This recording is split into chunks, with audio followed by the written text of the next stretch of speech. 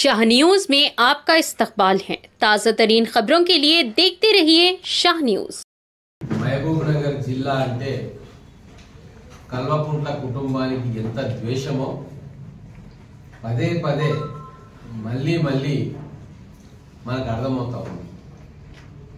గతంలో కేసీఆర్ గారిని గెలిపించినందుకు ముఖ్యమంత్రి అయిన తర్వాత కూడా ఏ ఒక్క ఇండస్ట్రీ గాని ఏ ఒక్క ప్రాజెక్ట్ గాని పూర్తి చేయలే. ఆ రోజు పాలమూరు రంగారెడ్డి కాళేశ్వరం ప్రాజెక్ట్ కంటే ముందు అనుమతులు వచ్చినాయి, స్టార్ట్ అయింది. దాన్ని కిరికిరి చేసి భూసేకరణ జరపకుండా, నిధులు కేటాయించకుండా, ప్రాజెక్ట్ డిజైన్ మొత్తం మార్చి ఇంకా ప్రాజెక్టు పూర్తి కాకుండా మధ్యలో నిలిపేశారు. గతంలో మొదలైన ప్రాజెక్టు పూర్తి చేయకుండా అన్నింటినీ కూడా మధ్యలో ఆపేశారు. అదే ఉత్తర తెలంగాణ జిల్లాలో మెదక్కు, కరీంనగర్కు కాళేశ్వరం ప్రాజెక్టు పేరు మీద లక్షల ఎకరాలను సాగులోకి తీసుకొచ్చే ప్రయత్నం 1,00,00,000 కోట్ల రూపాయలతో చేసింది. మళ్ళీ ఇప్పుడు లేక లేక మహబూబ్ నగర్ జిల్లా, ఉమ్మడి మహబూబ్ నగర్ జిల్లాలోని వెనుకబడిన ప్రాంతమైన కొడంగల్ ప్రాంతాల్లో ఒక ఇండస్ట్రియల్ ఏరియాను తయారు చేద్దాము,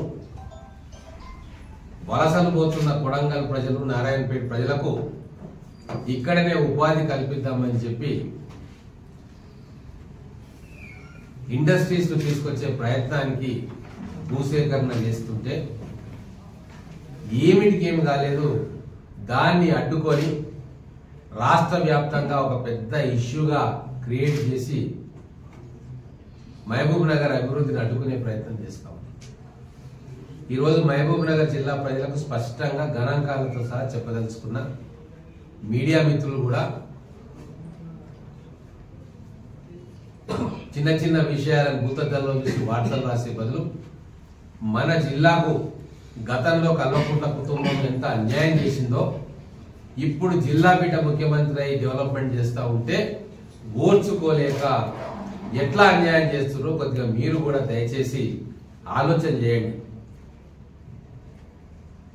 సిరిసిల్ల, మెదక్ 45 కిలోమీటర్ల దూరంలో ఉన్న రెండు నగరాలు. వీళ్ళు అధికారంలోకి వచ్చిన తర్వాత బావ ఒక దిక్కు, బావమరిది ఒక దిక్కు. మొత్తం ఆ area Sircilla cluster, Siddipet cluster ను ఏర్పాటు చేసుకొని కొన్ని వందల పరిశ్రమలను అక్కడ పెట్టుకున్నాడు. 1,00,000 మందికి ఉపాధి అవకాశాలు కల్పించారు. అక్కడ ఆ ప్రాంతంలో 1,00,000 ఉద్యోగాల కల్పన చేశారు. మరి అక్కడ ఇండస్ట్రీస్ రాలేదా? ఇండస్ట్రీస్ అక్కడ గాల్లో నిర్మాణం అయినాయా, లేకుంటే వీళ్ళ భూములలో నిర్మాణం అయినాయా?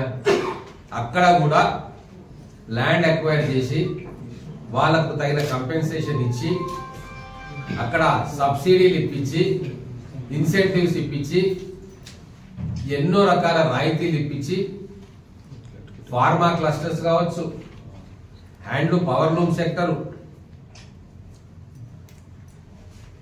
సోలార్ పవర్ వచ్చే కంపెనీలు, జిన్నింగ్ స్పిన్నింగ్ మిల్స్, అపరెల్ పార్కులు, ఫుడ్ ప్రాసెసింగ్ పార్కులు, గ్రనైట్ కట్టింగ్ అండ్ పాలిషింగ్ కంపెనీలు, ఇవన్నీ కూడా ఆ రెండు పట్టణాల మధ్యలో ఏర్పాటు చేసి 1,00,000 మందికి ఉద్యోగాలు ఇప్పించి, మరి మహబూబ్ నగర్ ఏం పాపం చేసుకుంది కేటీఆర్?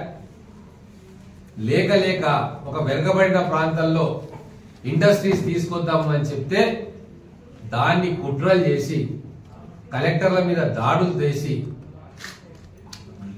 లేనిపోనివన్నీ నూరు పోసి అమాయకమైన గిరిజన ప్రజలు కొందరు ఒకరిద్దరు కుటుంబాలను రెచ్చగొట్టి ఈ రోజు